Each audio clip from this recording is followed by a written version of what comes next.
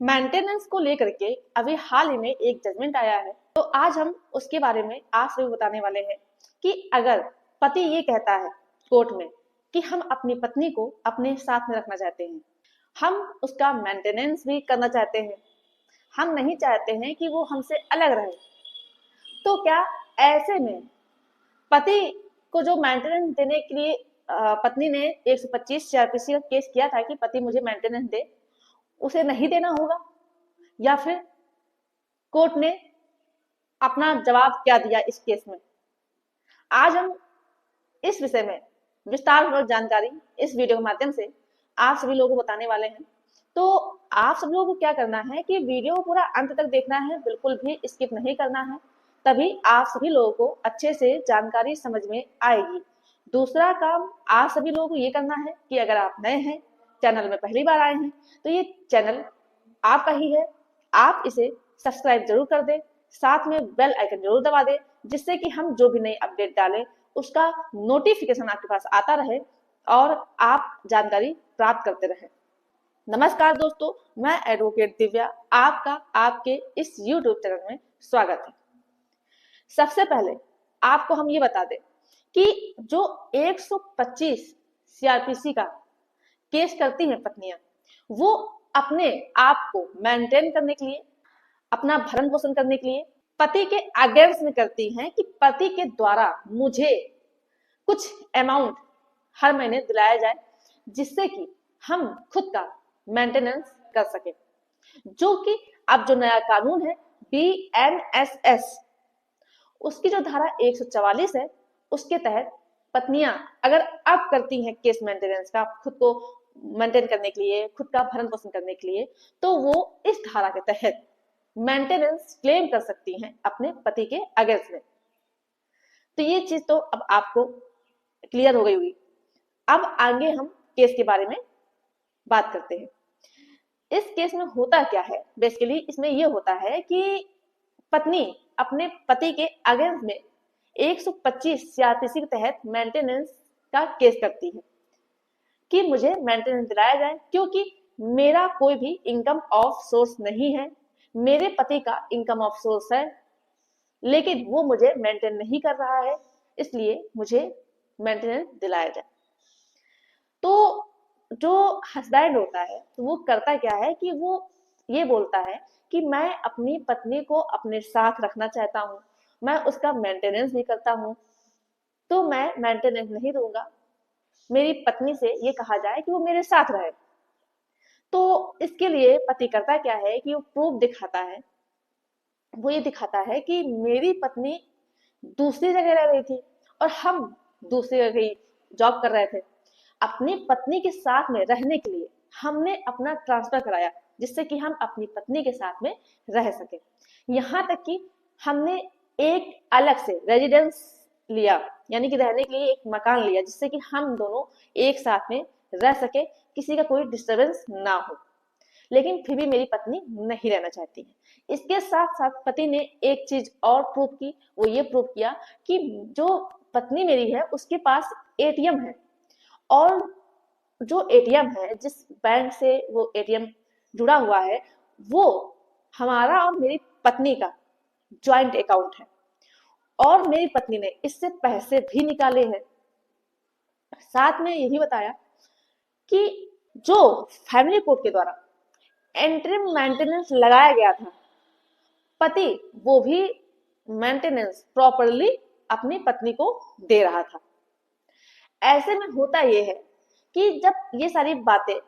Court के सामने जाती है और पति साथ में भी बोलता है कि हम अपनी पत्नी को साथ में रखना चाहते हैं, तो कोर्ट जो है फैमिली कोर्ट, वो मेंटेनेंस खारिज कर देती है। वो ये कहती है कि पति प्रॉपरली मेंटेन करने के लिए बोल रहा है और कर भी रहा है, एंट्री मेंटेनेंस जो बोला गया वो भी दे रहा है। इसके साथ साथ पत्नी पैसा भी निकाल सकती है ज्वाइंट अकाउंट से, और उसने रहने के लिए अलग से मकान भी ले रखा है, और वो अपनी पत्नी को साथ में रखना भी चाहता है। इसलिए पत्नी के द्वारा जो मेंटेनेंस का केस किया गया है उसे खारिज कर दिया गया। तो जो पत्नी होती है वो फिर जाती है अपील करने हाई कोर्ट, वहां पर जाने के बाद वो बोलती है कि मेरा कोई इनकम ऑफ सोर्स नहीं है, जैसा कि पहले हमने आपको बताया, उस तरह की बातें वो कोर्ट में रखती है। साथ में जो पति होता है वो भी जो प्रूफ वहां दिखाए थे फैमिली कोर्ट में, वही सारे प्रूफ हाई कोर्ट में भी रखता है। फिर इसके बाद जो हाई कोर्ट होती है वो सारे फैक्ट्स देखते हैं, सारे एविडेंस देखते हैं, और जो फैमिली कोर्ट के द्वारा ऑर्डर दिया जाता है उस पर भी ध्यान देते हैं।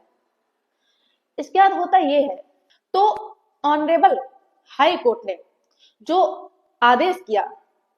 वो ये देखते हुए किया कि जो पति के द्वारा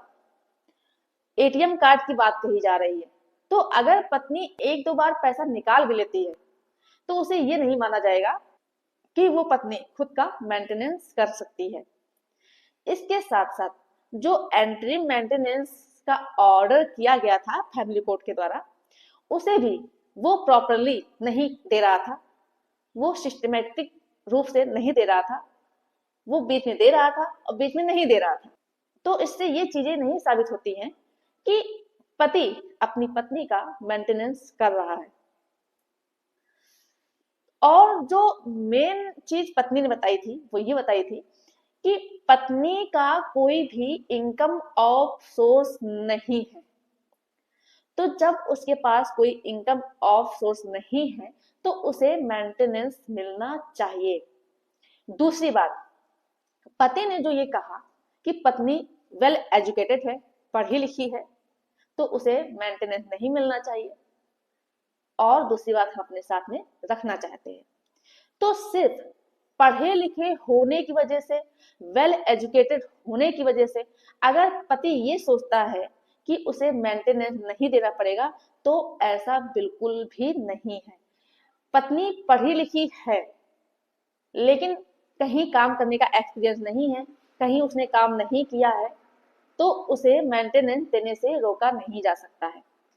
दूसरी बात पत्नी ने जो बोला वो ये बोला कि पति के घर वाले जो है मुझे प्रताड़ित करते हैं, मेरे साथ क्रुएल्टी करते हैं, इसलिए हम अपने पति के साथ में नहीं रहना चाहते हैं और ना ही जो अलग से व्यवस्था की है वहां रहना चाहते हैं। तो इस तरह से जो पत्नी ने अपनी बात रखी, इन आधारों पर कोर्ट के द्वारा मेंटेनेंस को अलाउ किया गया कि पति को अपनी पत्नी के लिए मेंटेनेंस देना होगा। जो ये जजमेंट है इसका नाम है शिखा बनाम सौमित। तो आप लोगों को इस वीडियो के माध्यम से जरूर अच्छे से जानकारी समझ में आई होगी कि अगर पति ये सोचता है कि हम प्रूफ दिखा देंगे कि हम अपनी पत्नी को इतना रुपए दे रहे हैं, इतना मेंटेनेंस दे रहे हैं, या फिर ये कह देंगे कि हम अपनी पत्नी को रखना चाहते हैं अपने साथ में, तो सिर्फ इतना कहने से मेंटेनेंस खारिज नहीं हो सकता है। आपको मेंटेनेंस देना ही होगा।